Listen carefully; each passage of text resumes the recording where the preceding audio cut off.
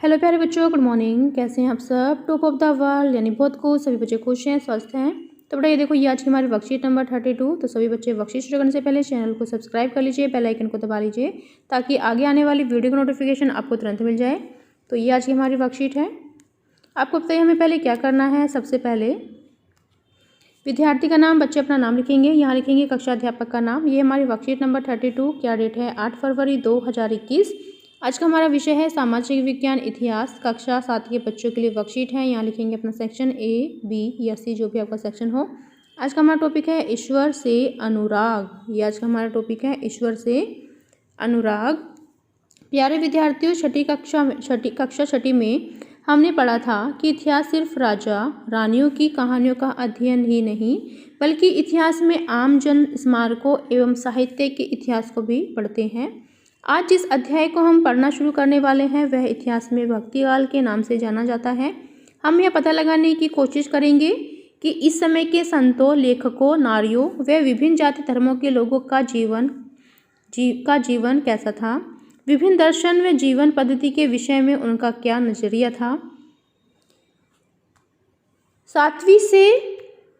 सातवीं से 9वीं शताब्दी के बीच कुछ नए धार्मिक आंदोलन का प्रादुर्भाव हुआ।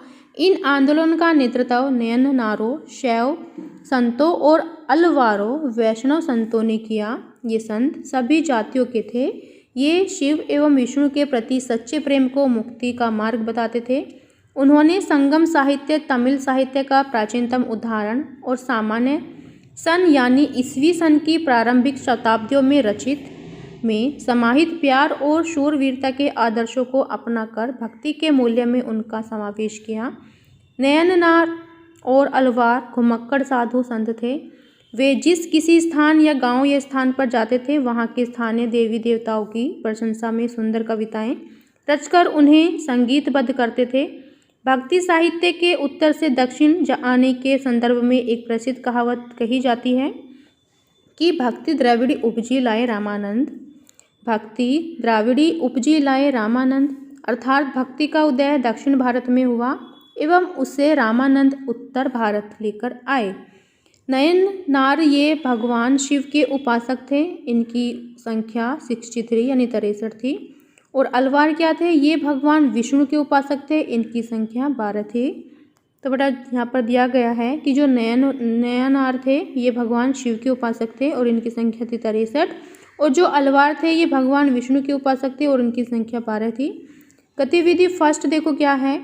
पाठ्य पुस्तक हमारे अतीत सेकंड में दी गई माणिक सागर की रचना का अध्ययन करें। यानी आपके पास जो आपकी पाठ्य पुस्तक है हमारे अतीत भाग 2, उसमें आपको माणिक सागर की रचना का अध्ययन करना है एवं बताइए कि इसमें कवि ने भगवान के साथ अपने संबंध का कैसा वर्णन किया है। ठीक है, अच्छे से पढ़ लीजिए और बताइए कि इसमें कवि ने भगवान के साथ अपने संबंध का कैसा वर्णन किया है। तो चलिए एक बार देख लेते हैं। तो बेटा यहाँ से देखो, माणिक सागर ने भगवान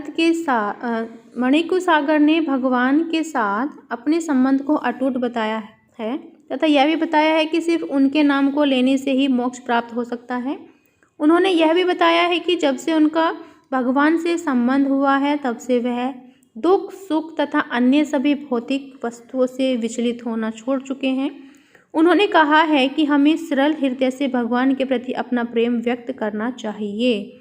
तो बेटा ये था हमारी गतिविधि फर्स्ट। ठीक है, हम पढ़ लेंगे पहले अपनी पुस्तक से, फिर हम अपना आंसर यहाँ से देख लेंगे, लिख लेंगे।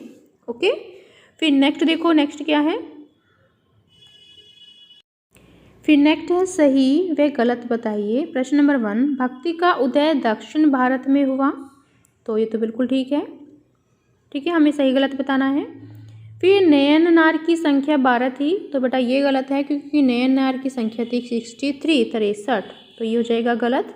ओके, फिर देखो, अलवार भगवान विष्णु के भक्त थे। तो अलवार जो थे वो भगवान विष्णु के उपासक थे। बिल्कुल ठीक हो जाएगा। तो आपको समझ में आया कि हमारा फर्स्ट ठीक है, सेकंड गलत है, थर्ड ठीक है। ओके, फिर नेक्स्ट देखो, कोविड के संदर्भ में उचित व्यवहार संबंधी संदेश। कोविड-19 के विरुद्ध लड़ाई में सुरक्षित रहने के लिए मास्क पहने। तो ये थी आज की हमारी वर्कशीट, सभी बच्चे इसका रिप्लाई करेंगे।